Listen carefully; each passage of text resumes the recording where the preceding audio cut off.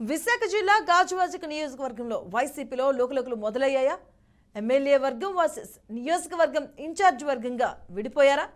Uttarandhra incharge YV Subbareddy చేసిన ప్రయత్నాలు ఫలించలేదా? తెలుసుకోవాలంటే have a look.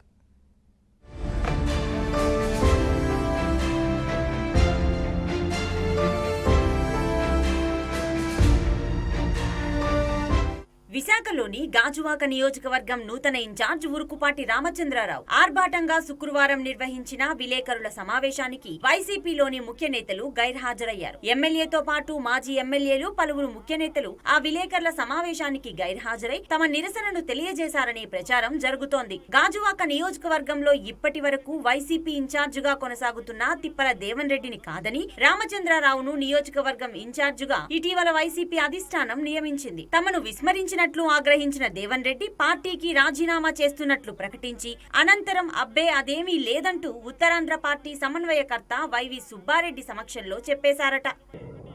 Jaganmohan Reddy గారు నా మీద ఎంతో నమ్మకంతో గాజువాక ఇన్ఛార్జ్ పదవి చేపట్టారు.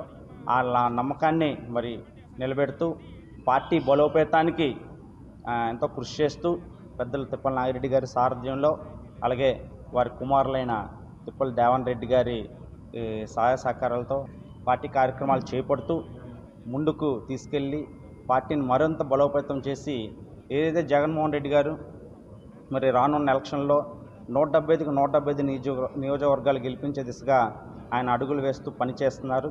ఆయన లక్ష్యానికి అనుగుణంగా పనిచేస్తూ వారికి గాజువాక రేపు 2024లో గెలిపించడమే లక్ష్యంగా మా యొక్క శ్రేణులందరినీ కూడా కలుపుకుంటూ వాళ్ళందరినీ కూడా ఉత్తేజపరుస్తూ గాజువాకని వారికి గెలిపించి వాళ్ళకి బహుమతి ఇచ్చే దిశగా నేను పనిచేస్తానని చెప్పి మీ అందరికీ తెలియజేసుకుంటున్నాను.